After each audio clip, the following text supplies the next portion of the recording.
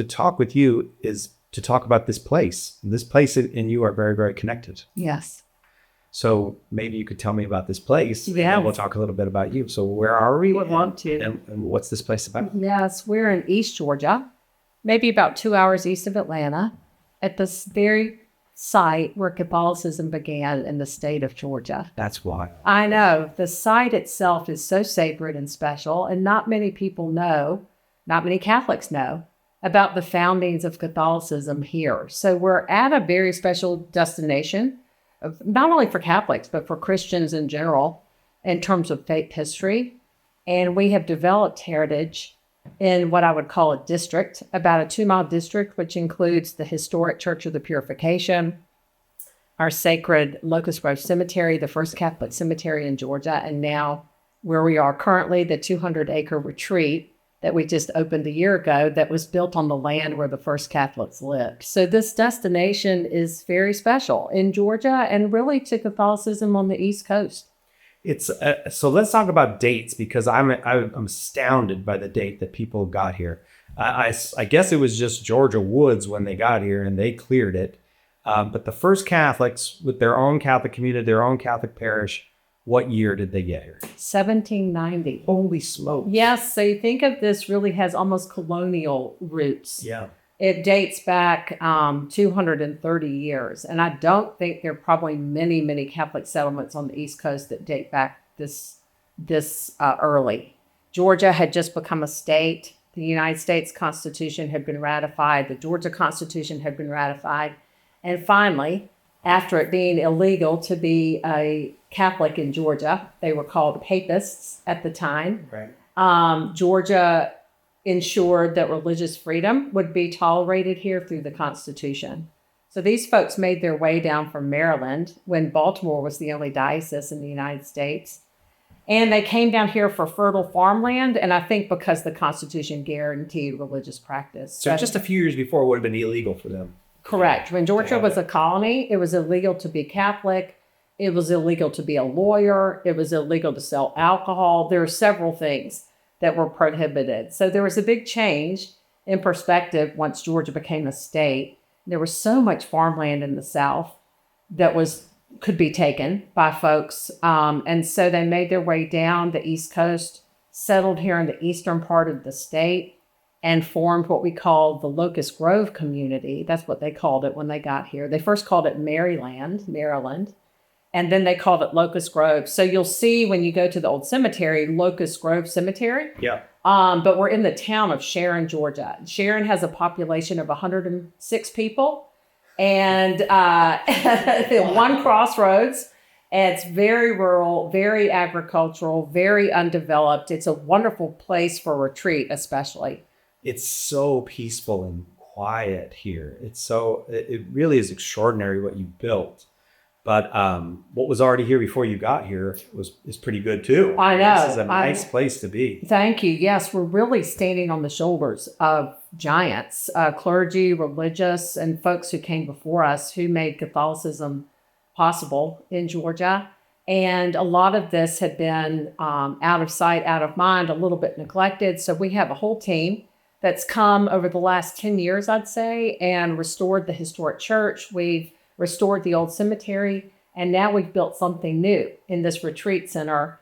And so it's an interesting project, an interesting destination in that it looks back to history, but it also leans forward in order to evangelize and renew people at this very important place in our state. So I imagine people will be coming here on retreat for decades and centuries, maybe. I hope so. Maybe they'll look back on this and like we look back on the 1790s. I mean, you've built it. You feel here this is permanent. This is not modern construction that you did. In 40 years it's coming back down. Right. This feels permanent. We hope so. A lot of times I think, gosh, the faith started 230 years ago. Wouldn't it be cool if for another 250 years, Sharon, Georgia could influence Catholicism and Christianity? Right. And wouldn't it be great if we had a 500-year history here? Yeah. So that's our goal. We'll see what the Lord does. We know in the church things come and go, but we're leaning on our heritage, but we're also trying to build a heritage, hence the name, heritage of the whole mission. We're trying to develop a heritage for future generations. So I do hope it's around for centuries longer. Something I really liked that you said when you gave me the tour earlier today. There's a meadow out there where there's a beautiful pond that you built, and there's a vast meadow. And you said men who come here and retreat say, "Are you going to make that into a driving range?" And just tell me what you say to them. And they say, "Are you going to make it into a driving range?" Well, the first thing I say is no. And then the next question is, how about a skeet shooting range, which is popular in the South? No. What is it? It's just green space to look out on. And I think you and I talked a little bit about one of the design principles here at the retreat was the concept of margin. Yeah, I loved it when you talked about Yes. that. So say something about that. Yes. What do you mean by margin? Margin means having some room, mentally, spiritually, physically. And, we don't have a lot of room in life anymore. Our schedules are maxed out. Technology has taken about every waking moment of our attention.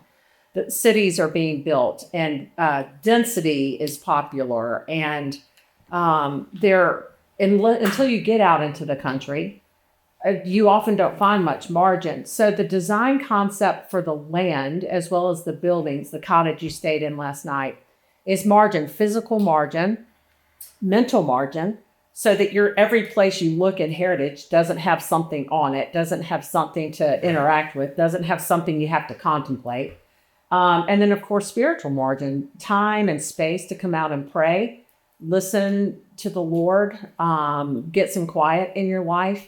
But that idea of margin, having some play, having some space mentally may be one of the most important design features out here. People really feel it when they get here. I think you felt it when you got here. I thought this is brilliant that that meadow, the fact that that's part of this whole development is a space that is not developed. The fact that you have hundreds and hundreds of yards between you and the next thing, it really gives the soul a sense of space to breathe, which is not very modern at all. It's not. I think it is actually one of the things that the modern soul is hungering for, even though people don't know they're hungering for it. And it's such a beautiful, you don't even hear planes flying over here. It's very quiet. Very quiet. And you have to go down a small road that you get on a smaller road, and then that goes into a dirt road to get here. That gives you an idea of where we are. And then to just have that open space that opens in front of you, and do whatever you sit and look at it or walk across it or whatever but that space is there. But I just thought that was so meaningful that you have that there. It's as we were talking on the tour, I was thinking a lot about how we're almost demanded these days to engage with social media, engage with our email, ding, ding, ding, ding, ding, engage with activities. People are trying to collect experiences. They want to go places where they can do. I felt like the Lord called me and us to build a place where people could be. That sounds a little trivial, but to be versus to do. But you have to work pretty intentionally to create an environment that's not loaded up with a bunch of things. And we have to work hard during our retreats to not load people up with activity when they come here. So we often have great content from speakers, but we have blocks of time where we do not have any content. So people can process what they've learned, journal about what the Lord is saying to them, have space to get out on the property and relax. We don't even want the majority of our programs to be from Friday afternoon check-in to Sunday check-out. We want a little margin in the schedule as well. So I guess you could say it's a guiding principle for us here. It's a beautiful principle. And the thing that is, like, even walking here, the pine trees are all around you. It's a gravel road. It's just, there's something, like, listening to my feet on the gravel road felt a sense of peace here. That gravel, what you mentioned about you get off a highway, then you get onto a state road, then you get on a county road. Then you hit the dirt road. And that's when most people call me and say, Am I'm I sure lost? I'm lost. Where am I? Yeah. And we used to not have the signage. So it's like, keep going. I used to have to stand out in the middle of the gravel road and flag people down. Here you are. But now we've got at least some signs. But it's indicative of a stripping away of how to prepare for actually being here. You know, there's this stripping away down to the dirt road, and the county, people in the county love this development. They keep saying, y'all should pave that road. You know, your retreat center deserves a paved road. We're like, no, we want people to leave the pavement and hit that dirt and hear that crunch under their car and leave with what we call Locust Grove dust. Yeah. Which is the dust from all these roads Right. on people's cars. It's intentional. I hope no one ever comes and paves that road when we're not looking. Yeah. Because there is something very symbolic about that whole process of getting Yeah, it's there. like you're getting the kind of the barriers between you and nature are getting smaller and smaller and smaller That's right. as you go down those roads. That's right. And then you hit that dirt road and you think, I'm definitely in the wrong place. All right. I'm in the wrong And you just place, get over it. and I'm in a different place, right? You know, we're an hour and 45 minutes from Atlanta, 2 hours. It's a world away. Like we were It really saying is earlier. a world It's a away. world away. Yeah.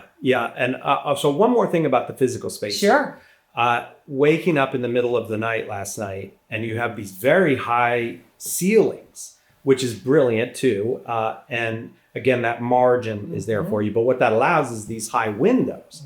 And looking out that window, I have to tell you, it was a little bit eerie because I was alone. There weren't very many people here last night. And there's no sound of cars or trains, it's just quiet. And there through the trees, you see the stars. And it's very dark here. And that's, again, I feel like the spirit opens up in the presence of that, you know, that there's like the psalm, you know, day speaks of it tonight, night to night communicates the word. Well, I was looking at the stars thinking, yeah, that communicates God right there. I know, and it's something